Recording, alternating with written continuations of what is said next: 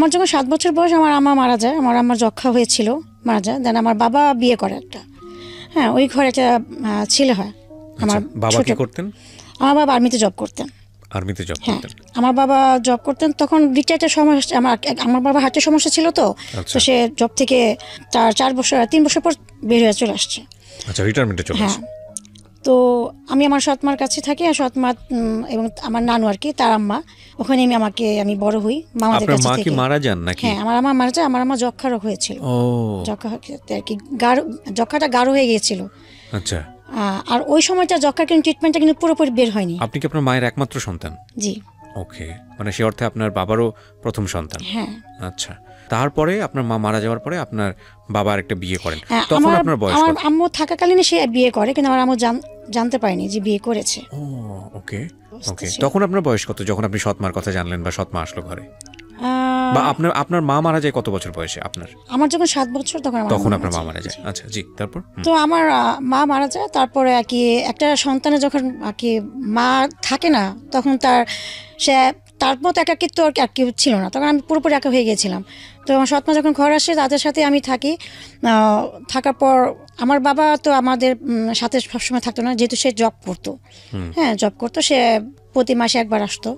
হ্যাঁ, তো প্রতি মাসে একবার আসতো, মানে আপনারা তখন ঢাকায় থাকতেন না? হ্যাঁ, আমি ঢাকায় থাকতাম। বাবা কোথায়? বাবা চিটাগং থাকতো। বাবা চিটাগং থাকতো। আচ্ছা, চিটাগং থাকতো। তা আমাদের সৎমার আর কি ভাই, তাদের বেনারসের কারখানা ছিল।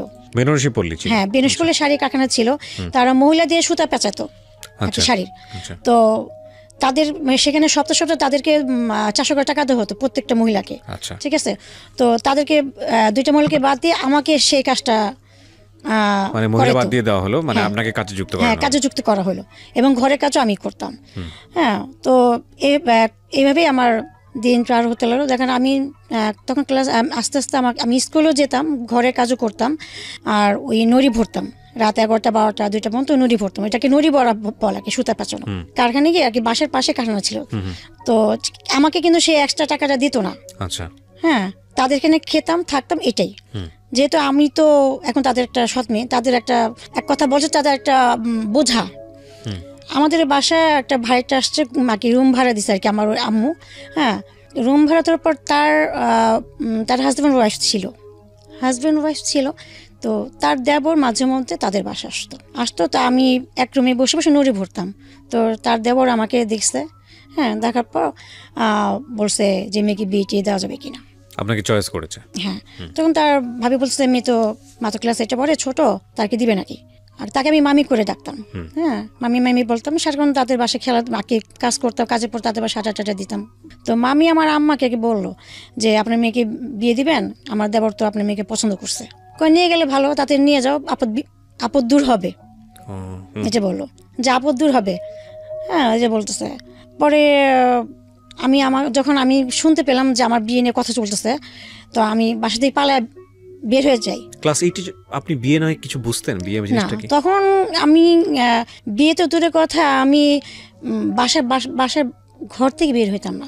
আজকে যে এপিসোডটা আমরা প্রচার করছি, সেই এপিসোডটাতে আমরা চোখে আঙ্গুল দিয়ে যে জিনিসটা দেখিয়ে দেব, সেটা হচ্ছে আমরা কেন বারবার বলি যে একটা মেয়েকে নিজের পায়ে না দাঁড়ানো পর্যন্ত তাকে আসলে বিয়ে দেওয়া উচিত না। রাইট। আমরা এই গল্পটাই এখানে প্রচার করতে চাচ্ছি, মেসেজটা দিতে চাচ্ছি এটাই। আমি আমার জীবন গল্প অনুষ্ঠানে সারাটা জীবন ধরেই, মানে জীবন গল্পের অনুষ্ঠানের যে বয়স, সে বয়সে আমি একটা কথা বলেছি মেয়েদেরকে নিয়ে, যে আপনার ছেলে তো গায়ে গতরে খেটে কাজ করতে পারবে, যদি এরকম হয় যে লেখাপড়া করাতে পারেননি, চাকরি বাকরির ব্যবস্থা করতে পারেননি, কিন্তু জীবনে কোনোদিন যদি একটা মেয়ের যদি বিপদ চলে আসে সংসার জীবনে, এবং সিদ্ধান্ত নেবার যদি প্রয়োজন হয়, তাহলে সেই মেয়েটা কি করবে? না আছে লেখাপড়া, না আছে জব, কি করবে? তো সেই জায়গাটাতে আমার কাছে মনে হয় যে একটা ছেলের চাইতে একটা মেয়েকে স্বাবলম্বী করাটা খুব বেশি জরুরি। হ্যাঁ, কেন বলছি এই কথাটা, যে আজকের এই জীবন গল্প আপনারা যদি পুরোটুকু শোনেন তাহলে বুঝতে পারবেন। জি বলেন, তারপর কি হলো? ক্লাস 8-এর কথা বলছিলাম, আপনি পালিয়ে থাকতেন। হ্যাঁ, আমি পালিয়ে থাকতাম। তো ফাইনালি যখন তাদের সাথে বিয়ের কথা তো পুরো পাকাপোক্ত হয়ে গেছে, তো আমার যেদিন বিয়ে হবে তার 3 দিন আগে হ্যাঁ 3 দিন আগে আমি পাশের বাসা একটা ভাইটা, তাদের রুমে গিয়ে ঘরে গিয়ে পালিয়ে ছিলাম। বাসায় সব আমাকে খুঁজে করতেছে, কেন ছেলের ফ্যামিলি আসছে আমাকে দেখার জন্য। আমার ওই ভাইটা মামি বলতেছে কি, সে তো বুঝতে পারেনি যে আমার বিয়ের পর আমার লাইফটা কি হবে, বা যে ছেলে আমাকে বিয়ে করতেছে সে তো আমাকে বিয়ে করার জন্য আসে নাই। সে আসছে দেখছে যে ঢাকায় বাড়ি আছে স্থানীয়, বিয়ে করার পর যদি আমি এখানে একটু একটা থাকার জায়গা পাই, বসে বসে খেতে পারি, সে এই লোভে কিন্তু আমাকে বিয়ে করছে।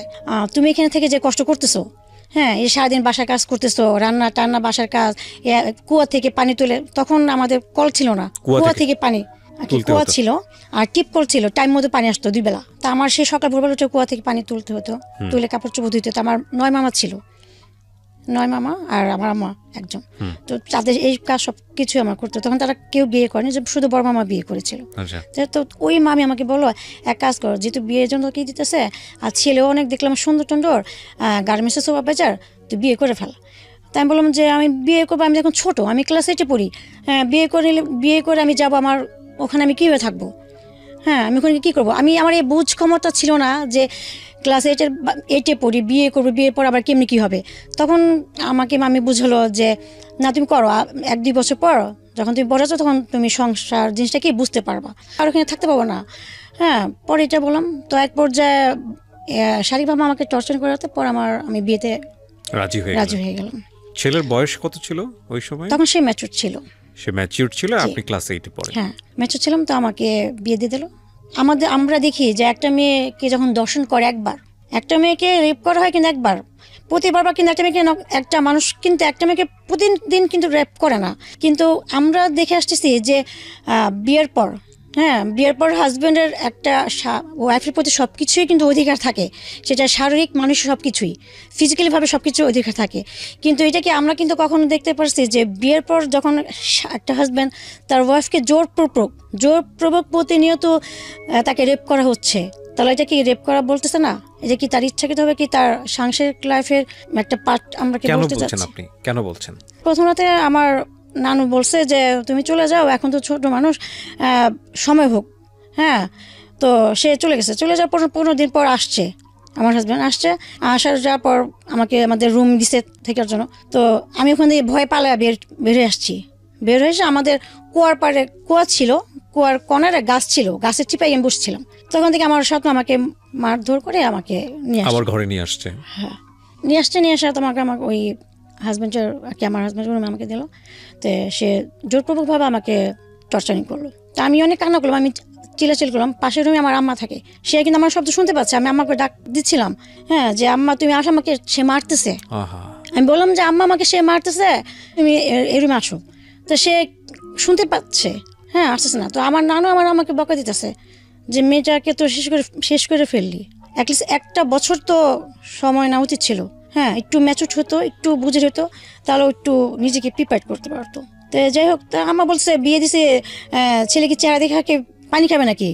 ওর এখন অধিকার আছে না, ওর ওয়াইফ না, বউ না, এখন ও যেমন ত্যাগ করুক, এখন আমাদের কি? এর আগ পর্যন্ত আপনার সঙ্গে বসে এগুলো নিয়ে কেউ ডিসকাস করা, কেউ সুন্দর করে বোঝানো যে মা সংসার জীবনটা এরকম। প্রথম কথা হচ্ছে যে ক্লাস 8-এর পড়ুয়া একটা মেয়েকে তো বিয়ে দিতেই পারে না, এটা রাষ্ট্রীয় আইন অনুযায়ীও তো নাই, এবং এটা তো আমাদের জায়গা থেকে এটা একবারে অ্যাকসেপ্টেবল না। কিন্তু অনেক সময় এই বয়সে বিয়ে হলেও আমরা শুনেছি সেই প্রাচীন সময়ে যে এরকম বিয়ে হলে তো বোঝানো হয়, মানে পরিবারের কেউ না কেউ তো বোঝায় যে বিয়ে সম্পর্কটা এরকম, একটা ছেলের সাথে সম্পর্কটা এরকম। এগুলো কেউ কখনো আপনাকে বুঝিয়েছে? হ্যাঁ, আমাকে যখন প্রথম রাতের কথা যেটা বললাম, ওর পরে সে সপ্তাহ আসতো আমার হাজব্যান্ড আমাদের বাসায়।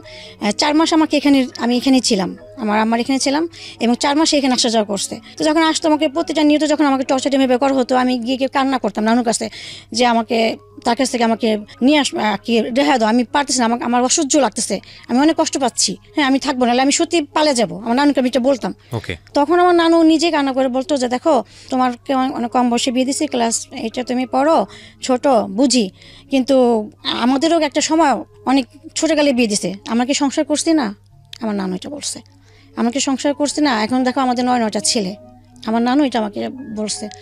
এটা বলার পর আমি কান্না করে, আমি আর ওখানে আমার বলার মতো কোনো ভাষা ছিল না, বলার কিছু থাকে না, এই কথা বলার পরে আসলে কিছু থাকে না।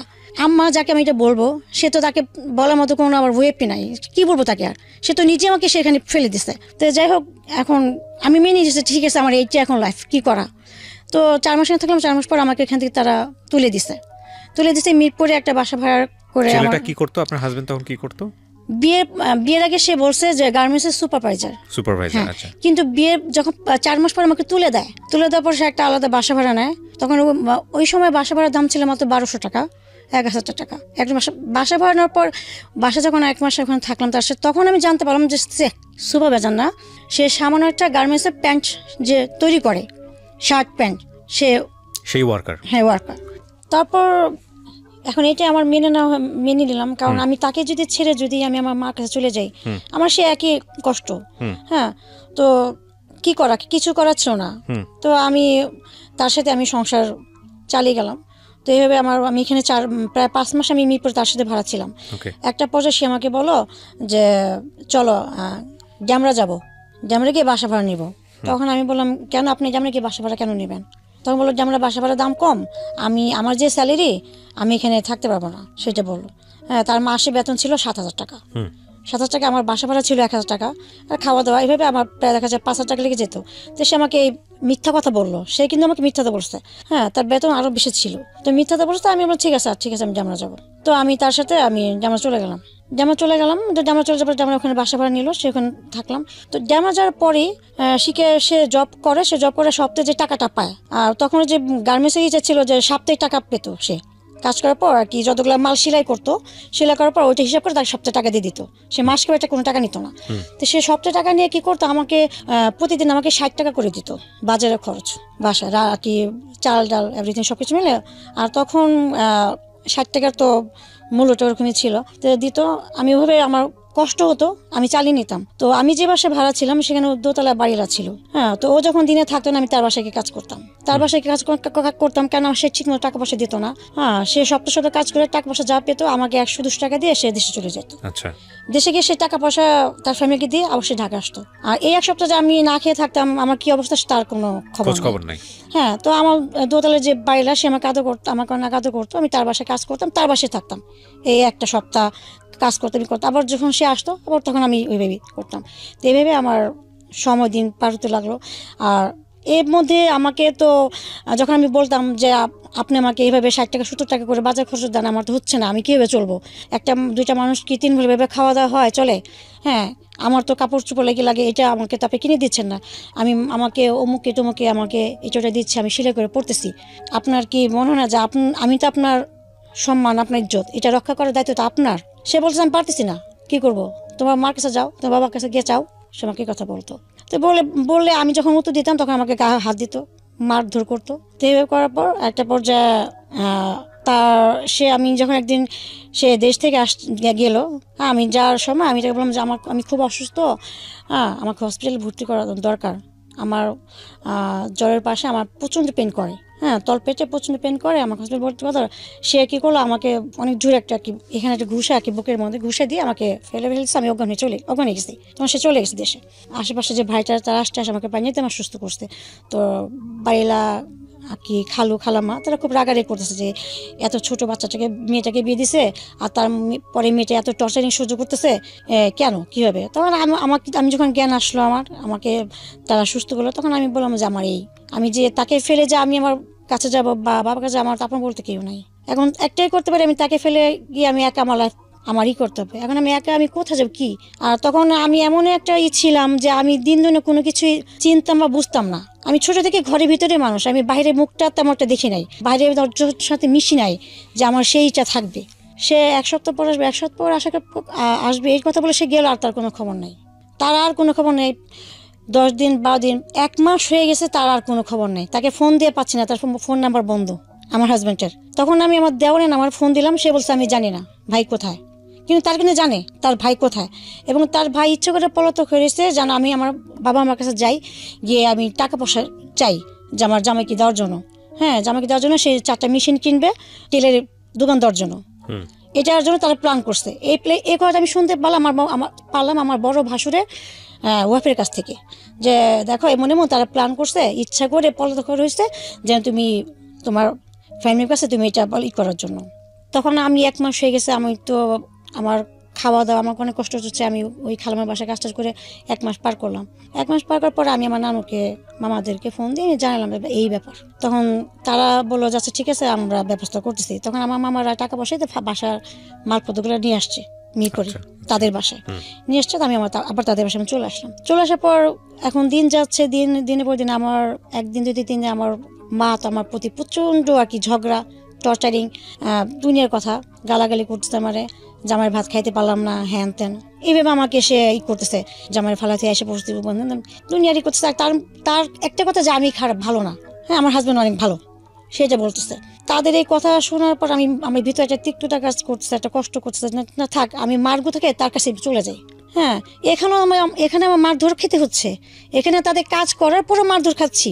তারা যদি একটা কাজে বয়া রাখতো তাদের তো বেতন দিয়ে রাখতে হতো, তাই না? 3 বেলা খাবার যদি বেতন দিত না, তো সেক্ষেত্রে আমি সেটা তো করতেছি, তাহলে কেন তাদের এত কথা শুনলো? তাহলে যাই হোক আমি আমার স্বামীর ঘরে চলে যাই, গিয়ে তার মারধর খেয়ে অ্যাটলিস্ট আমি কোণে পড়ে থাকি। আমি এটাকে বেটার মনে করছিলাম। আমি তখন আমি তাকে খোঁজা শুরু করলাম। আমি গুলিস্তান আসলাম, বংশান আসলাম আর কি, বিভিন্ন যেখানে সে কাজ করতো। হ্যাঁ আমি করে আমি তাকে খুঁজে তাকে কোথায় গেছে। তখন তার সাথে একজন কাজ করতো, তার মধ্যে জানতে পারলাম যে সে বংশালে কাজ করতেছে। বংশালীকে আমি তাকে পাইছি। পাওয়ার পর আমি বললাম যে আমাকে ভেবে আপনাকে ফালা রাখছেন, হ্যাঁ আমি কোথায় আছি, কি খাচ্ছি না খাচ্ছি, হ্যাঁ এটা কি না। তখন সে বললো যে তুমি তোমার মার কাছ থেকে 40,000 টাকা নিয়ে আসো, আমি মেশিন কিনবো 4টা। হ্যাঁ আমি বললাম সে আমাকে দিবে না। এখন আমি কি করবো, মানে যৌতুক চাই। এটা তো এই করার পর সে আমার সাথে সংসার করবে না, 40,000 টাকা দিতে সে বলতেছে। বলার পর তো আমি সেখান থেকে তার যে মালিক, সে জব করতো, সেই মালিক এবার সে শুনলো হিস্টোরি। তো মালিক এসে আমার হাজব্যান্ডকে ধমকি দিল এবং এক পর্যায়ে তার গায়ে চড়ও মারছে। একটা মেয়ের সাথে তো টাকা লোভে সংসার করতেছ, টাকা লোভে তাকে বিয়ে করছো, হ্যাঁ এখন তোর আমি বললাম তুই এখন এই মেয়ে নিয়ে বাসা বাড়ি নিবি আজকের মধ্যে। ওর আমার হাজব্যান্ডের মালিক তাকে ধমকি দিলে, বলো যদি বাসা বানা যায় তোর 3 মাসের বেতন তোকে দিব না। আচ্ছা তখন সে কালীগঞ্জে আমার ভাসুর থাকতো, সে ওখান থেকে চলে আসছে ঢাকা, কালীগঞ্জে বাসা ভাড়া নিল। তো আমার হাজব্যান্ডের যে মালিক সে কালীগঞ্জে থাকতো ভাড়া, এবং সে এক কথা বলে সে আর কি আমার একটা দায়িত্ব নিয়ে বাসটা ওখানে ভাড়া নিতে বলছে, যেন সে ওখানে যদি আমাকে টর্চারিং করে আমি তাকে জানাতে পারি। আচ্ছা আচ্ছা। এবার আমাকে বলছে যে হয়ে যায়। এটা হওয়ার পর তখন আমি ওখানে যে ভাইটা ছিল আমি বললাম যে মামি দেখেন আমার এমন এই সমস্যা হচ্ছে, কেন হতে যায় না, আমার একটু ডাক্তার থেকে নিয়ে যাবেন কিনা। তখন বলছে তোমার তো মেবি তুমি কনসেপ্ট করছো। আচ্ছা তো বিয়ের কয় বছর পরের ঘটনা এটা? এটা আমার বিয়ে প্রায় 1.5 বছর পর। চিন্তা করেন কি পরিমাণ রিস্ক, এত আন্ডার এজ একটা বাচ্চা, সংসার, এবং সেখানে ওনার যখন এইরকম একটা কনসিভ মোমেন্ট, সেটার বয়স খুব বেশি হলে 14 থেকে 15, যেটা তো একেবারেই মেডিকেল সায়েন্সের জায়গা থেকে ভেরি ডেঞ্জার পিরিয়ড। বলেন তারপর?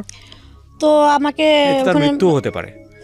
হ্যাঁ আমাকে ডাক্তার কাছে সে ওই খালা নিয়ে গেল এবং তার টাকা দিয়ে সে আমাকে ওখানে টেস্ট করে দেখলো যে আমি কনসিভ করছি। তো আমার হাজব্যান্ড রাতে আসলে আমি তাকে বললাম তাকে এটা, হ্যাঁ সে আমাকে বলছে বাচ্চা নষ্ট করার জন্য। বাচ্চা রাখবে না, সে রাখবে না, নষ্ট করার জন্য। আপনার এই বাচ্চাই সেই বাচ্চা? জি।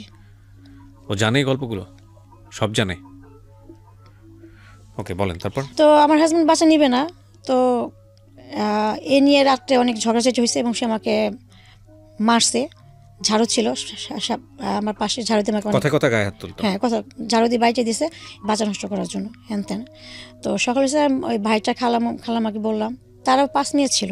ওই খালামাকে অনেক আদর করতো, ভালো মন্দ যাই রান্না করতো। সে আমাকে তো দেখা যায় আমাকে না খেয়ে রাখতো, আমাকে দিত, আমি তার বাসায় গিয়ে খেতে আমি করতাম। তো খালা বলো কি তুমি বাচ্চাটা নাও, তোমার যদি কষ্ট হয় ঠিক আছে, বয়স কম, কষ্ট হয় তুমি নাও।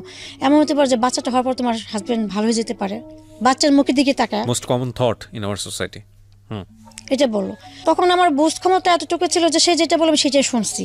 শোনার পর আমারও মনে হলো যে আসলে তো বাচ্চাটা যদি হয় এটা তো তার নিজের রক্ত, নিজের সন্তান, তাই না? আমি নাহলে পরের মেয়ে, সে আমাকে টর্চারিং করতেছে, মারতেছে, নির্যাতন করতেছে।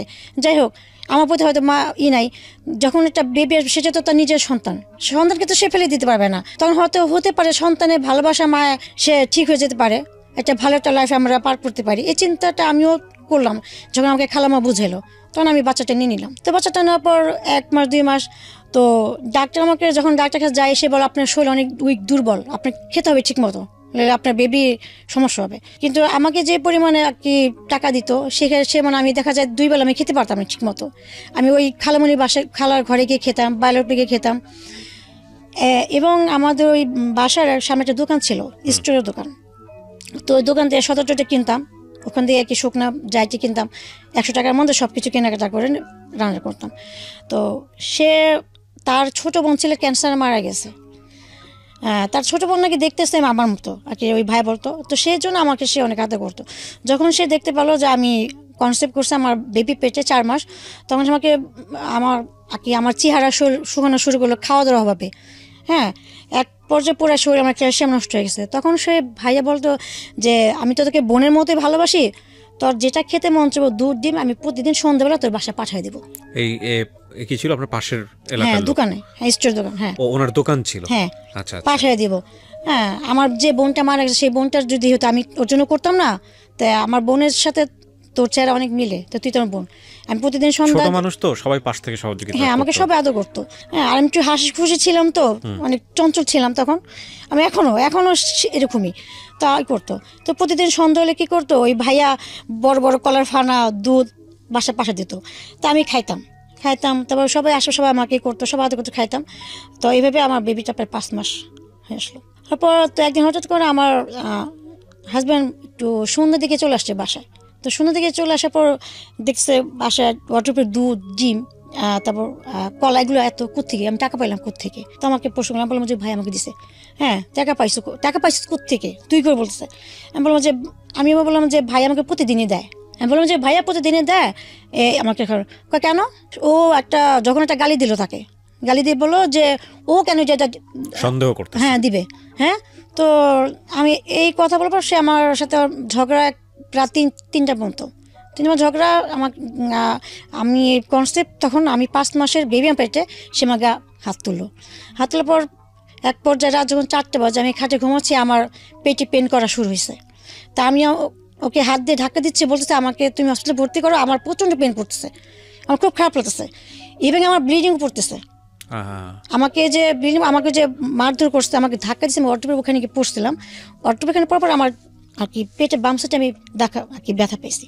তো ওকে আমি অনেক ডাক দেওয়াতে ও বিরক্ত হয়ে গেলো, আমাকে একটা লাথি মেরে খাট থেকে ফেলে দিচ্ছে। খাট থেকে ফেলে দেওয়ার পর আমি তো সেই মা করে চিলন দিলাম। তো পাশের যে ওই খালাম্মারা, তারা সেই রাত 4টার দিকে তারা গেট খুলে চলে আসছে। আমি তো সেই চিৎকার, হ্যাঁ, তা গেট নক করতেছে, এই গেট খুল কি হয়েছে? গেট খুলছে। পরে আমি তো মা আমাকে চিল্লাচ্ছে, আমার তো ব্লিডিং অবস্থা খারাপ।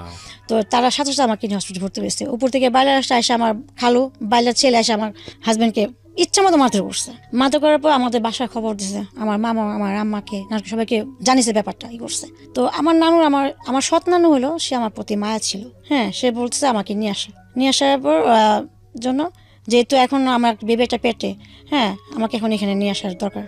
তো আমি 2 দিন হসপিটালে ভর্তি ছিলাম। হসপিটাল ভর্তি হওয়ার পর তারা আমাকে মিরপুর নিয়ে আসলো। চলে আসবো, আমার নানু বলছে তুমি এখানে আসবে না, তুমি সপ্তাহে এসে ওকে দেখা যাবা, আর ও খরচ দিয়ে যাবা, যেহেতু ওর এখন ডবল খরচ, ওরটা বেবি পেটে, ওর সব কিছু দরকার, ট্রিটমেন্ট, ডাক্তার, সব কিছু দরকার। আমার নানুটা বলছে 3-4 সপ্তাহ সে দিচ্ছে টাকা পয়সা, 1 সপ্তাহ 2,000, 1 সপ্তাহ 3,000 করে দিচ্ছে আমার ট্রিটমেন্টের জন্য, খাওয়ার জন্য।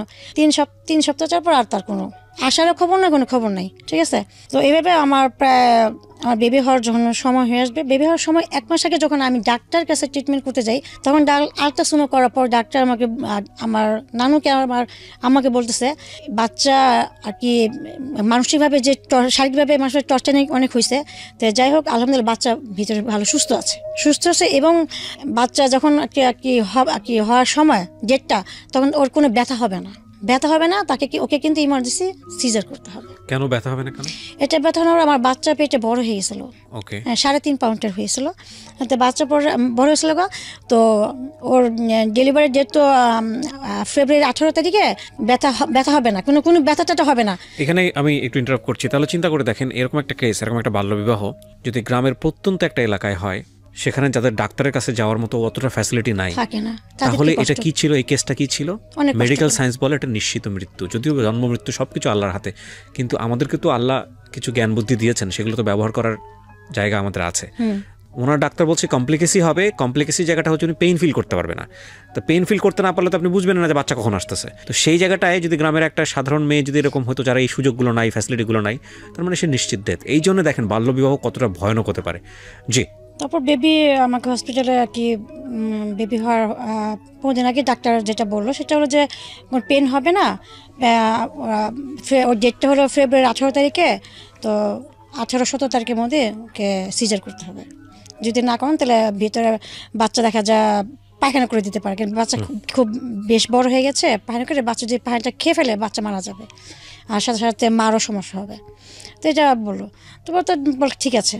তো ডাক্তার নিয়ে আসছে, তো বাসাতে আমি ওই অবস্থায় আমার বেবি পেরে থাকা অবস্থায় আমি বাসায় কাজ করছি, তাদের কাজ রান্না টানা। তো একদিন দুপুর দিকে আমি মাছ ভাজতেছিলাম, ওই সময়টা হঠাৎ করে আমার তলপেটে একটু হালকা পেন করছে আর কি, চিনতে উঠছে আর কি, ওরকম জোরে না, যেটা আমি আর কি সহ্য করতে পারবো না, হালকা নর্মালি। তো আমি ওয়াশরুমে গেলাম, ওয়াশরুমে আসলাম, আসার পর আবার কাজ করতেছি। তো আমি এই করে দেখা আমি 20 মিনিটের মধ্যে প্রায় 6-7 ওয়াশরুম থেকে যেতেছি। তো আমার মেজমামি এটা ফলো করলো যে কী ব্যাপার, ও একটা মাছ ভাজতে গিয়ে এতবার ওয়াশরুমে গেছে, কী হয়েছে ওর? তো মামি সে বলছে, কী রে তুই প্রায় 10-12 বার ওয়াশরুম থেকে আসলে গেলে তোর কী সমস্যা? আমি বললাম যে আমার সমস্যা হচ্ছে, কেমন যেন লাগছে ভিতরে, আর কেমন যেন লাগছে, সুস্থ আছি কিন্তু আমার চাপটা বেশি আসতেছে। তো বললো যে তোকে তো হসপিটালে ভর্তি করার দরকার, হ্যাঁ ভর্তি করা দরকার, তো তুই চল। আমার বলছে না, আমার হসপিটাল কেন ভর্তি করবো, আমার কোনো কিছু হয় নাই, আমার তো পেটে ব্যথা করতেছে না তো। হ্যাঁ আমি এই কথা বললাম, পেট ব্যথা করতেছে না তো, জাস্ট একটু ওয়াশরুমে চাপ আসতেছে বারবারে, আমি কথা বললাম। তো মামি আমাকে ধুমিতে বলো চল। তা আমাদের বাসার পাশে সরকারি হসপিটাল ছিল, হ্যাঁ আগে থেকে আমার ওখানে কাগজপত্র সব কিছু করছিলাম। তো মামি আমি বললাম যে রিক্সা যেতে পারে না, হাইটে যেতে পারবো, আমাকে হেঁটে নিয়ে চলো। তা বাসায় যে অবস্থায় ছিলাম সে অবস্থা আমাকে ওখানে আমি গেলাম হসপিটালে, যার সাথে সাথে আমাকে যখন ডাক্তার আমাকে চেক আপ করলো, চেক আপ করার সাথে সাথে পুরো বেডে আর কি ও পেটের ভিতরে পায়খানা করেছে, পায়খানা করার পর পুরো বেড পুরো ভরে গেছে। হ্যাঁ ওই সময় আমি অজ্ঞান হয়ে গেছি। তখন ডাক্তার বললো ইমার্জেন্সি অপারেশন করতে হবে, নাহলে বাচ্চা পেটে মারা যাবে, বাচ্চা পেটে পায়খানা করে দিছে মারা যাবে, আপনার অনেক দেরি করে ফেলছেন। হ্যাঁ দেরি করে ফেলছেন। তো মামি আমার নানুর সাথে আমার সাথে আলোচনা করতেছে যে ও তো আসতে চাইতেছে না, ওই এরকম হ্যান ত্যান বল আর কি। তো তারপর আমাকে সিজার রুমে নিয়ে গেলো, তখন ওর বাবাকে আর কি খবর দেওয়া হলো, হ্যাঁ সে আসবে না, হ্যাঁ আসবে না। তো আসবে না, পরে আমাকে অপারেশন করা হলো, করার পর আমার বেবি হলো। বেবিটাকে নিয়ে গেলো ইয়ে থেকে, আমাকে পুরো কমপ্লিট করে আমাকে আবার বিজয় এসে আবার শোয়ালো। তখন বেবি আমার নানুর হাতে ছিল, সবাই ছিল। তো যখন বেবিটাকে আমি দেখলাম, আমার বেবি সেই শিশু বাচ্চা, সেই বাচ্চাটাকে দেখার পর আমি প্রচুর পরিমাণে কান্না করলাম। কান্না করার পর তখন আমার মনে হলো যে আমার লাইফের কোনো কষ্ট নাই, হ্যাঁ। আর তখন আমি বেবির চেহারা দেখে এই জিনিসটা ফিল করতেছি যে আমার বেবিটা হওয়ার আগ পর্যন্ত, যে আমি ছোটো থেকে এই পর্যন্ত যে কষ্ট পাইছি, হ্যাঁ মনে হয় না যে এই কষ্টগুলো আমার কোনো কষ্ট ছিল, আমি সব কিছু ভুলে গেছি। মনে হচ্ছে যে আমি নতুন একটা আর কি জন্ম নিলাম ওর সাথে সাথে, হ্যাঁ। তখন আমি দেখলাম যে এইটাই আমার সব কিছু, ও ছাড়া আমার কিছু না, হ্যাঁ। তখন আমি এটা চিন্তা করে ই করলাম যে আমি ওকে দেখার পর এতটাই হচ্ছে, তাহলে ওর বাবা যদি ওকে দেখে তাহলে ওর বাবা তো ভালো হয়ে যাবে, অনেক খুশি হবে, এত সুন্দর। আর হসপিটাল প্রত্যেকটা মানুষ বলতেছে কি মেয়ে আর কি বাচ্চা হয়েছে, হ্যাঁ কাউর পেটে কমলা, যেটা আর কি সবাই বলে করে হাসি করতেছে। আমি অনেক কালো ছিলাম আর একটু মোটা টাটা ছিলাম, তো আমার বেবিটা খুবই সুন্দর হয়েছে মাশাআল্লাহ। তো সবাই এটাই করতেছে। তো আমার মামা মিষ্টি টিষ্টি নিয়ে হসপিটাল সবাই খাওয়াচ্ছে, খুশি খেলা। তো আমার যে সৎমা আমার বেবিটাকে দেখার পরেও তার ভিতরে একটা মায়া আসছে, হ্যাঁ সেও একটু তার মনটা আল্লাহ তাআলা নরম করে দিছে তাকে বেবিটাকে দেখার পর। তো যাই হোক আমি হসপিটালে 7 দিন ভর্তি ছিলাম। 8 দিনের মাথায় আমাকে বাসায় নিয়ে আসলো। তো নিয়ে আসার পর আমার হাজব্যান্ড আসে নাই, তাকে খবর দেওয়া হলো। আমার বেবি যখন 21 দিন বয়স তখন আসছে সে, হ্যাঁ 2-3টা জামা নিয়ে আসছে, আয়না বেবিকে দেখতে আসছে। দেখে এসে বলে কি আমি এখনই রাতে চলে যাবো, আমার গাজীপুরে আমি চাকরি করি, আমি যেতে না যাই আমার চাকরি চলে যাবো। আসলে একটা বাহানা, সে আর কি ছুটতে চাচ্ছে, এমন অবস্থা। তো আমার নানি তাকে অনেক বকাঝকা করলো। তো সে বেবিকে দেখে সে চলে গেল। তো তখন আমার ভিতরে আরও খারাপ কাজ করলো যে কি ব্যাপার, সে একটা থাকলো না, সে বেবিকে আধা ঘন্টা দেখে চলে গেল। 2টা জামা নিয়ে 200 টাকা দিয়ে 2টা জামা সে আর কি পরের মতো দেখে সে চলে গেল, এরকম একটা অবস্থা। তো যাই হোক, তো আমার বেবিকে নিয়ে আমি আমার এখানে থাকলাম। তো আমার বেবি যখন 1 মাস বয়স, 1 মাস হয়ে গেল, তো আমার হাজব্যান্ডকে আমি অনেক নক করি, ফোন দিয়ে, সে আসে না, হ্যাঁ আমি এখন এই বাচ্চা নিয়ে আমি কোথায় থাকবো, কোথায় ভাড়া নেব, সেটা বলছে কোথায় ভাড়া নেবো, হ্যাঁ আমাকে থাকার একটা রুম দিতে কও তোমার নানি রে। আমাকে আমার নানি তো রুম টুম 5-6টা রুম তারা সে ভাড়া দিত, ওই ভাড়াতে আমার নানু চলতো। তাই আমি বললাম যে সে কেন থাকার রুম দিবে, তুমি তো এমন না তোমার হাত পা ভাঙা, তুমি চাকরি করতেছো, মাসে টাকা ইনকাম করতেছো, তাহলে কেন? আর তোমার সন্তান কারজন তো পারবে না, তোমারটা তোমারই করতে হবে। আমি ফোনে বলতাম, সে আমাকে ফোনে দুনিয়ায় গালাগালি করে ফোন কেটে দিছে। কেটে দেওয়ার পর না আমার কাছে খুব খারাপ লাগলো যে কে ব্যক্তিটা কি এরকমই থাকবে। তখন আমি তাকে আরও সুযোগ দিলাম যে দেখি আরেকটু দেখি, সময় নেই, যদি ভালো হয় কিনা। তো আমার বেবি 2 মাস হয়ে গেল। 2 মাস পর তখন আমার আমার আম্মা রাগারাগি করতেছে আমাকে যাওয়ার জন্য, আমার হাজব্যান্ডের সাথে রুম ভাড়া নেওয়ার জন্য। তো তার তো কোনো খবর নেই, সে তো লাপাতা। তখন আমি আমার নানিকে বললাম কি নানি আমাকে ওই বাসায় তোমাদের যে টিনের একটা রুম আছে ছোট, টাঙ্কির উপরে একটা বড় টাঙ্কি ছিল, হ্যাঁ টাঙ্কির উপরে একটা রুম ছিল, টিনের রুম, স্বামী স্ত্রীর ভাড়া দিত। তখন ওই রুমটা খালি ছিল। তখন আমি আমার নানিকে বললাম কি আচ্ছা নানি আমার ওই রুমটা তুমি ভাড়া দিবা, আমি ওই রুমে থাকি, কয় তুই ভাড়া দিবি করতে, হ্যাঁ তোর জামার তো কোনো খবর না, তোর জামাই তো ফালাতে গেছে গা, হ্যাঁ তো এই বাচ্চা নিয়ে তুই থাকবি, তুই রুম ভাড়া দিবি কি আর খাবি কি করবি কি। তাই আমি বললাম যে আচ্ছা আপাতত আমাকে থাকার জায়গাটা একটু দাও, আমি দেখি কী করা যায়। তো আমাকে ওই নানি রুমটা দিল 700 টাকা ভাড়া। তো আমাদের ওই বাসায় বড় একটা ফ্যাক্টরি ছিল, গোডাউন, আমার নানু ভাড়া ছিল। ওই গোডাউনের মধ্যে 30 জন ছিল, শ্রমিক ছিল। ওই গোডাউনে ওই জিন্সের প্যান্টে যে পিঞ্চ করা হয়, হ্যাঁ ওগুলার কাজ হইতো। তো ওই যে গোডাউন যে 20-30 জন যে মানুষ যে কি খাওয়া দাওয়া করতো, তারা হোটেলে গিয়ে খাইতো, কেউ মেসে গিয়ে খাইতো, দূরে দূরে, তাদের খাওয়া দাওয়া অনেক কষ্ট হইতো। তা আমি করতাম সন্ধ্যার পরে বা দিনে গোডাউনের সামনে দাঁড়াইতাম।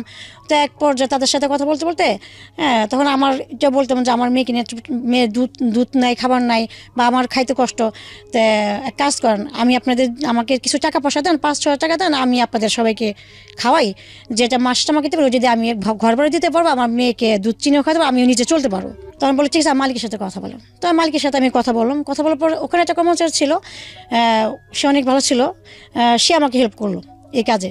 তো বলে যে আপনি একটু বাচ্চা নিয়ে তো আপনি এত মাসে রান্না করতে পারবেন না, ঠিক আছে রান্না করেন, কিন্তু বাজারে যাওয়া আসা আপনার জন্য অনেক কষ্ট করে যায়। এই বাচ্চা রেখে যাবেন কার কাছে, এটা বলো। আর আপনার টাঙ্কির উপরে ঘর, বাচ্চা ছোট, কখন কি দুর্ঘটনা ঘটে বলা যায় না, এটা বলো। তো তখন আমি ওই 3টা 4টা 5টা এমন করে আমি তাদের রান্না করা ম্যাচ খাওয়ানো শুরু করলাম। মানে আপনার এই বাচ্চা কোলে নিয়ে আপনি এগুলো করতেন? তখন তো 2 মাস ছিল, তখন তো আর তুরতুর করতে পারতো না, শুয়ে রাখতাম, ঘুমে যেত, আমি নিচে বসা। আমি একটা বেবি হলে যে বাবা মাকে কি পরিমাণ সময় দিতে হয়, বাবার কথা নয় বাদই দিলাম, আমাদের সামাজিকতায় বাবারা অতটা ভূমিকা রাখেন না, কিন্তু একটা যার বেবি হয় তিনি কি পরিমাণ এনগেজ হয়ে যান, এটা আসলে চোখের সামনে না দেখলে আপনারা বুঝতে পারবেন না, যার হয়নি, যে ফ্যামিলিতে হয়নি, পুরো লাইফটাই এনগেজ হয়ে যায় ওই বাচ্চাটাকে ঘিরে। এবং নট ফর সার্টেন টাইম, 2-4-5 বছর, 7 বছর নিজের কোনো জীবন থাকে না। তো এটা আসলে এই জন্যই বলে না যে আসলে মায়ের ঋণ আসলে কখনো শোধ হবার না। এবং সেই অবস্থায় এই ভদ্রমহিলা এতগুলো লোকের রান্নাবান্না করছে, কারণ দেখেন এই বাচ্চাটা যখন বড় হচ্ছে 6 মাস 8 মাস থেকে সে হামাগুড়ি দেওয়া শিখবে। হামাগুড়ি তো বোধহয় আরও তার আগে থেকে শেখে। তো এই হামাগুড়ি দেওয়া অবস্থায় বাচ্চারা কিন্তু খুবই চোখে চোখে রাখতে হয়। তো এই অবস্থায় সে বাচ্চাকে চোখে রাখবে নাকি এতগুলো মানুষের রান্নাবান্না করবে? এটা কিন্তু আসলে ফ্যামিলির জন্য রান্না না, এটা আবার এক ধরনের বিজনেস। তো রান্নাবান্না খারাপ হলে সে বিজনেসও থাকবে না। তো বোঝেন অবস্থা। এবং ক্লাস 8-এ থাকা অবস্থায় মহিলার বিয়ে হয়ে গেছে। ছোটো ছোটো বিষয়গুলো যদি খুব ক্ষুদ্র বিষয়গুলো যদি খুব ভালো করে আমরা অবজার্ভ করি, তাহলে এটা একটা যুদ্ধের মতো। বলেন তারপর। তো আমি এরকম 5জন 6জন 7জন এভাবে করে আমি আস্তে আস্তে লোক বাড়ানো শুরু করলাম। হ্যাঁ তো আমি খাওয়াচ্ছি, বাসায় আমার রুমে আসা 6-7 জন খেয়ে যায় এবং বাটি ভরে ভরে তার ভাত নিয়ে যায়। হ্যাঁ আর যে ভাইয়ের কথা বললাম সে আমাকে হেল্প করতেছে, সে বাজারটা মাঝে মধ্যে করে দেয়। এবং আমি সন্ধ্যে হলে ভাইটার কাছে বলতাম যে বাচ্চাটাকে একটু দেখেন, দেখলাম 1 ঘন্টা আমি একটু বাজার করে আসি। আমি 1 ঘন্টার মধ্যে যাইতাম, আমার বাসার সাথে 1 নম্বর বাজার ছিল, হ্যাঁ গিয়ে আমি বাজার করে আসতাম। সে আবার রাতের কুটা রান্না বান্না, আমার দেখা যায় রাত, আমার ঘুমাতে রাত 2টা বাজতো। হ্যাঁ আর এর পাশে বাচ্চার খাওয়া দাওয়া, বাচ্চার কাজ সম্পূর্ণ সব আমার কিছু করতে হতো। এই করতে করতে আমার বাচ্চার বয়স 6 মাস আমি পার করলাম। আর আমার বাচ্চার দুধ চিনি কিনে দিতে হতো, হ্যাঁ সব কিছু আমার এর মধ্যে হতো। তো 6 মাস পার করলাম। একদিন আমি 7জন ছেলেকে বাসায় রুমে খাওয়াচ্ছি। তো 6 মাস যখন আমার বাচ্চার বয়স, আমার বাচ্চা 4 মাস গিয়ে 5 মাস পর তখনই হাঁপ কাটা শুরু করলো, তুই করে টাঙ্গির উপরে চলে যায়। হ্যাঁ টাঙ্কিটা একদিন তো টাঙ্কির গিয়ে সামনে মুখের সামনে গিয়ে আল্লাহ রহমত করছে যে আর দেখা যায় আধা হাতের জন্য আমার বাচ্চা পড়ে না, আমার বাচ্চা সেখানে মারা যেত। টাঙ্কি মানে কিসের টাঙ্কি এটা? পানির টাঙ্কি। ও পানির টাঙ্কির ওপরে ছিল আপনার ঘর? হ্যাঁ একটু পানির টাঙ্কি। হ্যাঁ টাঙ্কির ওই পাশে আমার একটা রুম ছিল। আচ্ছা হ্যাঁ আমি রুম থেকে বেরোয় টাঙ্কিটা পার হয়ে নিচে নামতাম। আচ্ছা আচ্ছা। নামি আমার সামনে আরো কয়েকটা ভাড়াটা রুম ছিল, রান্নাঘর ছিল, আর পাশে গোসলখানা ছিল টাঙ্কির ওই পাশে, হাতে বাম দিয়ে এভাবে। সাহায্য করবে না, হ্যাঁ কেউ আমার বাচ্চাকে একটা দুধের ডিব্বা কিনে দেবে না, তখন আমি বাসা ছেড়ে দিছি। সেখানে একটা জিনিস খেয়াল রাখেন, ক্লাস 8 পাস এই ভদ্রমহিলা কি করবে, কোন প্রতিষ্ঠানে গিয়ে কাজ করবে? যদি আপনি বলেন যে গার্মেন্টসে গিয়ে কাজ করতে পারে, বাচ্চাটা কার কাছে রেখে যাবে? তাহলে উনি কি বেঁচে থাকবেন? ওনার কি বাঁচার অধিকার নাই? তাহলে সিচুয়েশনটা ক্রিয়েট করে দিচ্ছে পরিবার আর সমাজ, রেসপন্সিবিলিটি সমস্ত যাচ্ছে এই মহিলাটার কাছে। মানে এটা কি ধরনের মানসিকতা? ওকে, তারপর তখন আমি বাসাটা ছেড়ে আমি অন্য একটা বাসা নিলাম এক রুমে। তো ওই যে ভাই আমাকে হেল্প করতেছে, ওই যে যাদের রান্না করতেছে, সে একজন যার কথা বললাম মাঝখানে ভাইয়া, সেই আর কি বাসা আসে খাবার টাবার নিয়ে যায়, বক্সে ভরে দিয়ে নিয়ে যায়। এবার আমার বাচ্চার বয়সটা 3 বছর 3.5 বছর হয়ে গেল। তো এরপর হঠাৎ করে আমার তলপেটে প্রচুর পরিমাণে পেন করতো। হ্যাঁ আমি ব্যথা ওষুধ খেয়ে আমি প্রায় 6 মাস পার করলাম। তারপর হঠাৎ করে আমি অজ্ঞান হয়ে পড়ে যাই, আমাকে হসপিটালে নিয়ে যায়, ওই যাদেরকে ম্যাচ খায় তারাই আমাকে ধরে টেরে নিয়ে যায়। গিয়ে ডাক্তার দেখানো হলো, গানির ডাক্তার মহিলাটাতে বললো আমার জ্বরের পাশে টিউমার হয়েছে। আমার ইমার্জেন্সি যদি আমি অপারেশন আজকের মতো না করা হয় তাহলে আমার এটা ক্যান্সারের লক্ষণ, ক্যান্সারে দেখা দেবে। তখন আমার কাছে তো 58 পয়সা নাই, আমি কীভাবে আমার অপারেশন করবো? তখন ওই ভাইয়া ওখানে তো 30-40 জন শ্রমিক কাজ করতো, সবার কাছ থেকে 500-1000 এভাবে করে 30,000 টাকা এক করে তারা আমাকে অপারেশন করেছে এবং তারা আমাকে দেখছে, তারাই সুস্থ করেছে। হ্যাঁ। তো তারপর আমি 3 দিন পর আমি বাসায় আসি, আর ওখানে যে বাসায় ভাড়া থাকে ওখানে বেহারি এক মহিলা ছিল, আমার বাচ্চাকে এই 2 দিন সে দেখছে করছে। তো তখন আমার মেয়ের বয়স 3 বছর। হ্যাঁ আমি মাত্র ওকে না প্লেতে ভর্তি করেছি, তুরে যায় গিয়ে স্কুলে চলে আসে, বাসার সাথে স্কুল ছিল। তো এর মধ্যে হঠাৎ করে আমার রংনামার একটা ফোন আসলো দেশের বাড়ি থেকে। আচ্ছা, ফোন আসলো, আমি রিসিভ করলাম, কে আপনি, কাকে চান, হ্যান তেন। তখন কি হাজবেন্ডের সঙ্গে সম্পর্ক একেবারে নাই? কোনো যোগাযোগ, মানে কোনো যোগাযোগ নাই, ডিভোর্স হয়নি কিন্তু কোনো যোগাযোগই নাই। আমি তো একটা পর্যায়ে ভাবছিলাম যে সে মারা গেছে। এরকমই আমি যেহেতু 1 মাস পর লাপাতাই, কারণ সে তার বাচ্চার জন্য তো একদিন আসবে দেখা করার জন্য, যে দেখে বাচ্চাটা কত বড় হয়েছে কেমন। এই যে সে যে বাচ্চাকে 3 মাস বয়সে রেখে গেছে, এরপর তার কোনো খবর নাই। তা আমি ভাবছি সে হয়তো মারাই গেছে। হ্যাঁ, নিজে থেকে খোঁজ করেন নাই কোথাও? আমি নিজে থেকে এর জন্য খোঁজ করি নাই যে সে তো আমাকে আমার বাচ্চাকে দেখবে না, আমাকে টর্চারিং করবে, আমি যদি মারা যাই আমার বাচ্চার কি হবে? আচ্ছা ওকে, যাই হোক, তারপর যেটাই হোক না কেন ওনাদের মধ্যে যোগাযোগ ছিল না 3 বছর যখন বাচ্চার বয়স, তার মানে আপনি এটা বোঝেন যে প্রায় 2.5 থেকে 3 বছর ওনাদের মধ্যে কোনো কমিউনিকেশন নাই। হ্যাঁ বলেন তারপর। তো তখন আমি ওই রংনামা থেকে ফোন আসার পর তার সাথে আমি কথা বললাম। তো আমি বললাম আপনাকে চেনাই ভেবে কথা বলার পর সে বললো আপনার কি ফেসবুক আছে কিনা? তখন জন্য আমি তো ফেসবুক চালাই না, আমি ফেসবুক কিটা চালাবো, আমার তো বাচ্চা মোবাইল। হ্যাঁ, তখন সে বললো যে আচ্ছা আমি একটা নাম দিয়ে আপনাকে ফেসবুক খুলে দিই, আপনি আমার সাথে কথা চাচামি করেন, আমরা পরিচয় হই। তো তখন ও সৌদিতে থাকতো, দাম্মাম থাকতো সৌদিতে। তো আমি যে তার সাথে ফেসবুকে কথা বলবো কি দিয়ে, আমার তো কিছু ছিল না তখন। তো পাশে বাসা যে কম্পিউটার ছিল তাদের কম্পিউটার গিয়ে আমি ফেসবুকে তার সাথে হ্যালো চার্জিং করতে করতে প্রায় 4 মাস কথা বলতে করতাম। তো একদিন সে আমাকে আর কি প্রপোজ করে রিলেশন করার জন্য, ফ্রেন্ডশিপ থেকে রিলেশন। তখন আমি বললাম যে আমার তো সব কিছুই তুমি জানো, আমার বাচ্চা আছে, একটা বাচ্চার বয়স 3 বছর, আমি ম্যারিড, আমার হাজব্যান্ডও কিন্তু মারা গেছে কি না সে তা যাই না, তো আমি কীভাবে আমি রিলেশনে জড়াবো? আর আমার বাচ্চা দেখে তো তোমার ফ্যামিলি কখনো মেনে নিবে না, আমার বন্ধু আছে, বন্ধুই থাকি, আমি এটা বললাম। তা বলো যে না, হ্যাঁ এই বাচ্চা আমার। ও বলো যে এই বাচ্চা আমার, আমি এখন থেকে ওর বাবা। হ্যাঁ, তুমি ওকে বলবা যে তোমার বাবা বিদেশ থাকতো, আমি যখন দেশে আসবো তখন পরিচয় করে দেবা যে তোমার পাপা এটা, আমাকে ও বলছে। আমি বললাম যে এটা হয় না। ও বলছে যে হ্যাঁ আমি এইটাই করবো, আমি সব কিছু জেনে তোমার সাথে আমি সম্পর্ক করবো। এরপর দেখেছে না আমাকে সিমে ফোন অনবর, আমি তখন ফেসবুকটা সব বন্ধ করে দিচ্ছি, যোগাযোগ না করতে পারে আমার সাথে। দেখে সিমে অনবর ফোন দিতেছে, এরপর প্রায় 1 মাস ফোনের পর ফোন আমাকে করছে। তখন আমি নিজেকে একটু সুযোগ দিলাম যে দেখি, আর তখনই আমি একটু ফিল করলাম তার প্রতি আমার ভালো লাগে, আমার একটা কাজ করছে। হ্যাঁ, তখন এক পর্যায়ে আমি সম্পর্কে জড়িত হয়ে যাই। হ্যাঁ, এক পর্যায়ে আমি তাকে ভালোবেসে ফেলি, তার সাথে আমার একটা সম্পর্ক হয়ে যায়। তখন সে আমাকে বললো যে তুমি আর এই রান্না টানা বাদ দাও, ম্যাচ খাও না, বাদ দিয়ে দাও। তখন আমি বললাম এগুলো বাদ দিলে আমি চলবো কীভাবে, বাচ্চাকে কে বাসা বাড়ি দেবে, আমি দিব সব কিছু, তোমার যা খরচ লাগে আমি দিব। তো ওর সাথে আমার দীর্ঘ 7 বছর সম্পর্ক ছিল।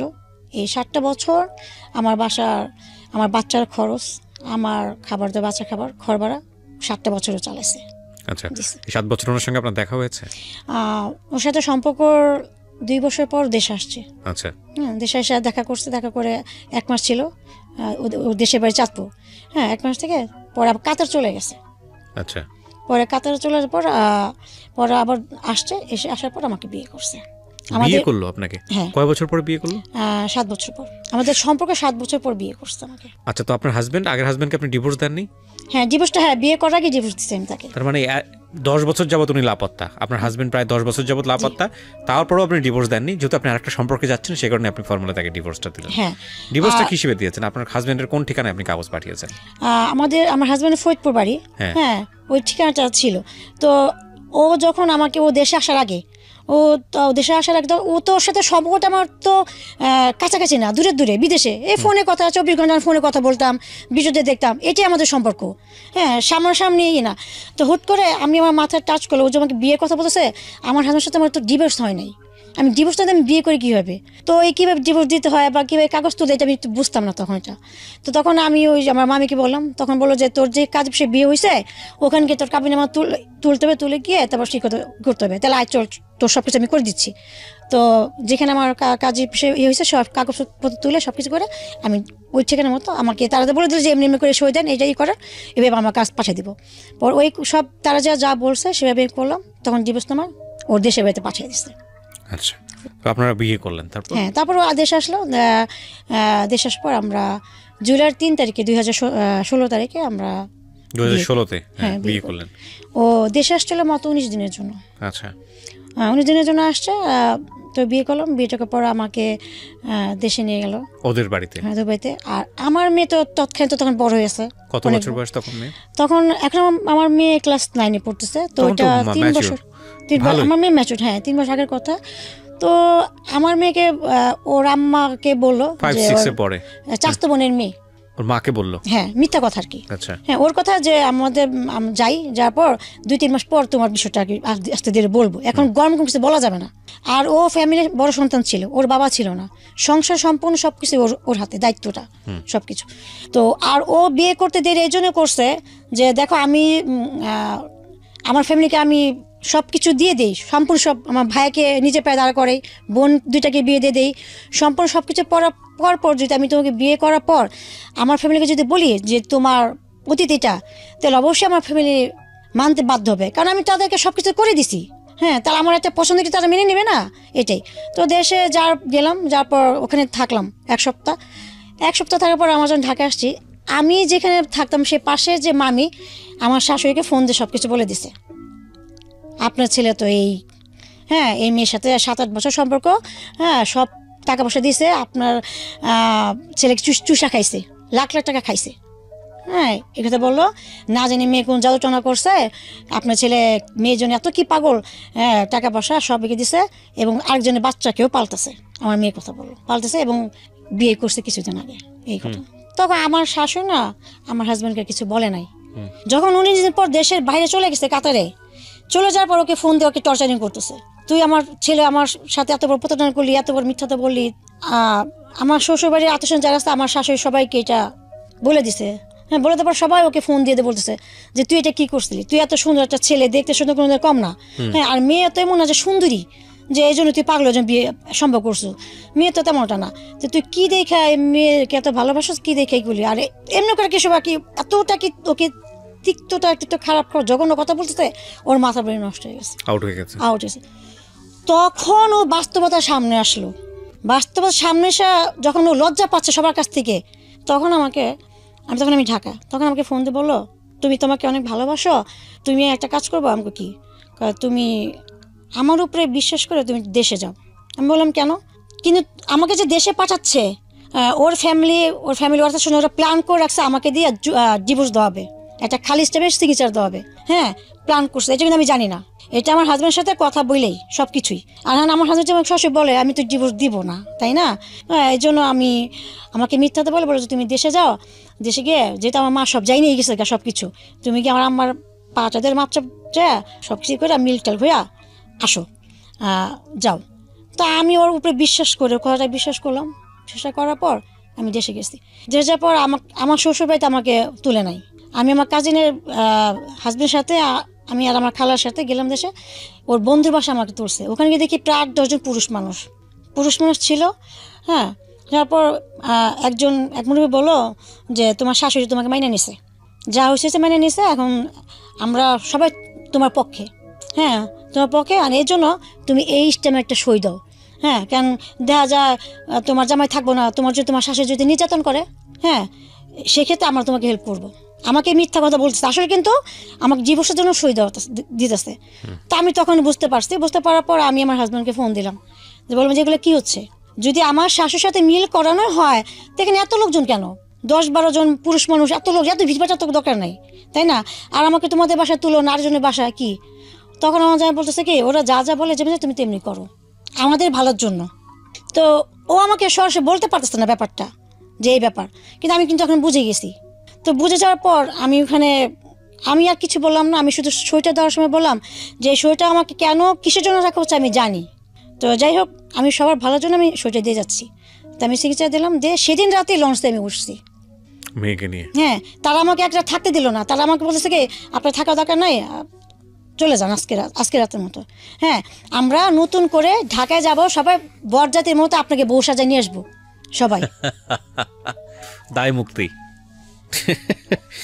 বলেন তারপর। হ্যাঁ, ওখানকার যারা ছিল পুরুষরা, ওর বন্ধু বান্ধব, আবার আমার শাশুড়ি। হ্যাঁ, তো বলছে যে মা তুমি যাও এখন, যাওয়ার পর আমি 3-4 দিন পর আমার পোলা টাকা দিয়ে যাবো, আমরা গয়না কাছে দিয়া একটা তোমার বউ সাজা একটা সুন্দর করে করে নিয়ে যাবো, সবাই যা দেবো তুই আমার ছেলের বউ, এমনি করে। তা আমি খুব সব বুঝতে পারছি। আমি কিন্তু তাদের কথা শুনতেছি, আর ভিতরে আমি খালি হাসতেছি, আবার চোখের পানিও আগে পড়তেছে না, এমন একটা অবস্থার মধ্যে ছিলাম। তো আমি লঞ্চে উঠলাম, তখন রাত বাজে 12টা। লঞ্চে ওঠার সাথে সাথে আমি ওকে ফোন দিয়ে বললাম, দেখো আমি তোমার ডিভোর্স নামে আমি সই দিয়ে দিয়েছি, এখন তুমি আমার কাছ থেকে রেহাই। তবে একটা কথা বলি, যে তোমাকে আমি বিশ্বাস করছি, তুমি আমার জন্য করছো, আমার না আমার বাচ্চার জন্য করছো একটা বছর, শুধু এর জন্য এদিকে তাকায় আমি তোমাকে আমার দিক দিয়ে মুক্তি দিলাম। কারণ আমি চাই না তুমি আমার জন্য দুনিয়া সবার কাছে ছোট হও। কারণ তোমার নিজের মুখের কথা, আমার লাইফের হিস্ট্রি নাকি তোমার বাসার তোমার আত্মীয়স্বজন কুত্তা সবাই জেনে গেছে। হ্যাঁ, তো সেক্ষেত্রে তুমি পাও না যে তুমি হয়তো আমার জানা মজা ফার্স্ট, ভালোবাসা ফার্স্ট, এই যেটা আমার মতে, ওইটা তো আমার একটা অন্য একটা পার্ট ছিল। তো এই করে আমি প্রচুর পরিমাণে কান্না করতে করতে হুট করে আমি 2টা পাউচা করে আমি উঠলাম যে আমি এখন লাফ দিয়ে মারা যাবো, সুইসাইড করবো। মানে আপনার প্ল্যান ছিল আপনি সুইসাইড করবো। আমি পারতেছি না লোড নিতে, এত কষ্ট, এতই একটা মেয়ের লাইফে কীভাবে হয়, তখন আমি লোড নিতে পারতেছি না। তখন আমি উঠে যে দাঁড়ালাম লাভ যখন দেওয়ার জন্য, হুট করে আমার চোখের সামনে আমার বাচ্চার যে ছোটোকালে যখন 2 বছর ছিল, ওর সেই ছবিটা আমার চোখের সামনে ভেসে ওঠার পর আমি পাটা নিচে নামিয়ে দেওয়ার পর তখন আমি তখন প্রায় দীর্ঘ 1000 ঘন্টা আমি পানিতে তাকিয়েছিলাম আর চোখের পানি ফেলতেছিলাম যে আমি তো একটা মা। দেখেন, ভেরি ট্রাজিক। মানে 13 বছর 14 বছর বয়সে মেয়েটার বিয়ে হয়ে গেল। যখন সে বিয়ে বোঝে না, সংসার বোঝে না, প্রেম বোঝে না, এগুলো করার পরে না লাইফের এই রিয়েলিটিগুলো ফেস করা ব্যাপার আসে। তো সেরকম একটা বয়সে সংসার, বাচ্চা বোঝে না, শারীরিক সম্পর্ক বোঝে না, সেই সময় বাচ্চার মা, তারপরে জীবন চলতে গিয়ে বাচ্চাটাকে লালন পালন করতে গিয়ে অবর্ণনীয় কষ্ট, এবং জীবনে এই পর্যায়ে একটা মানুষ আসলো, তাকে সে মনের অজান্তে ভালোবেসে ফেললো, মানুষটাকে বিয়েও করলো, কিন্তু আমাদের সামাজিকতা তাকে সেই জায়গাটায় স্টাবলিশড হতে দিল না। আজকের এই গল্পটা থেকে ভয়ঙ্কর কিছু শেখার আছে। জীবন থেকে সে দায়মুক্তিও চেয়েছিল, কিন্তু সে জীবন থেকে দায়মুক্তিও নিতে পারেনি, কারণ তার সন্তান আছে। এটা একটা ভয়ঙ্কর রকম একটা স্টোরি, এবং এই ভয়ঙ্কর স্টোরি বাংলাদেশের অসংখ্য মেয়ের স্টোরি। এই একটা অ্যাঙ্গেল অনেক মেয়ের মধ্যে খুঁজে পাওয়া যাবে। কারণ আমি আমার জীবন গল্পে এত গল্প প্রচার করেছি এই টাইপের, মানে বর্ণনাতীত বলা চলে, তাই একটা পুরো জীবনটা স্পয়েল হয়ে গেল না এক অর্থে। একটা মূল্যবান জীবন, নিজের কোনো স্বপ্ন নাই, নিজের কোনো সিদ্ধান্ত নাই, নিজের কোনো স্বাধীনতা নাই, নিজের পায়ে দাঁড়ানোর ক্ষমতা নাই। কিন্তু এই ভদ্র মহিলা তার নিজের জীবনটাকে নিজের মতো করে গড়তে পারতো যদি একটা জায়গায় আমরা কোনো কম্প্রোমাইজ না করতাম। সেটা হচ্ছে ওনার যদি ক্যারিয়ার থাকতো। আর ক্যারিয়ারের জন্য কি দরকার ছিল? শিক্ষার দরকার ছিল। সো এই জন্যই আমি বলি যে ছেলের চেয়েও মেয়েদেরকে বেশি করে শেখানো উচিত। কারণ একটা ছেলে তো গায়ে গতরে খাটতে পারে, অ্যাটলিস্ট সে সৎপথ ইনকাম করার জন্য রিক্সাওয়ালা হতে পারবে।